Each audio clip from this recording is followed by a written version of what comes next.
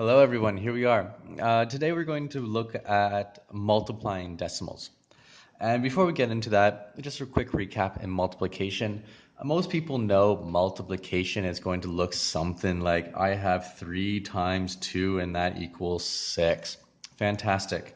But what we should be really looking at here is not just 3 times 2, but we should change this times into groups of. So I have 3 groups of 2. If I have 3 groups of 2, that is the same as a total of 6. And that's what these symbols actually represent. 3 groups of 2 is the same as 6. And I can actually prove that. I can show this right here. If I have 3 groups of 2, what this means is I have, here is 1, here is 2, right? You agree, 1, 2, there's 2. But how many times do I have this? How many groups of 2 do I have? I have groups of 2 3 times. So here's 1 group of 2, here is 2 groups of 2, and here is my third group of 2. So 1, 2, 3. With my 3 groups of 2, I think we can all agree that it is the same as a 6. 1, 2, 3, 4, 5, 6. There we go.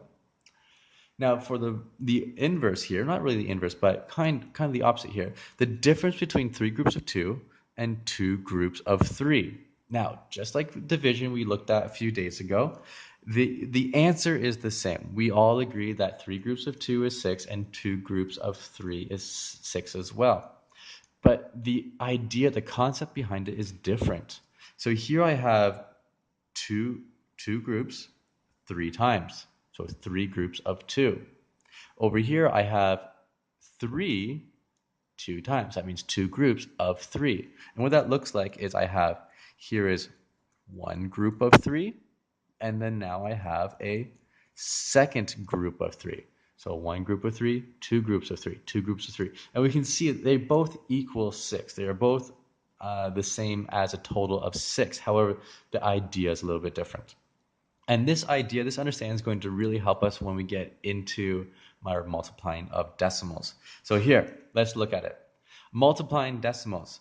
I'm going to use the same ideas over here, but instead of 3 groups of 2, I'm now going to have 3 groups of 2.1. 3 groups of 2.1. Well, I'm not really sure how to draw that. Well, if I remember back to elementary school, I know that, well, this square is equal to 1 whole. I know that this stick is equal to 1/10. And I know that this little cube is equal to 1/100th. Well, can I find 2 wholes and 1/10? Yeah, I can draw that out. Here is 1 whole, here is 2 whole, and there is 1/10. So I have 2 wholes and 1/10, 2.1. Well, how many times do I have 2.1? I have it 3 times. I have 3 groups of 2.1. Here's 1 group, 2 groups, there we go, and I have a third group. There we go. Well, how much do I have altogether? I have 1, 2, 3, 4, 5, 6. I have 6 wholes, and I have 1, 2, 3. I have 3/10.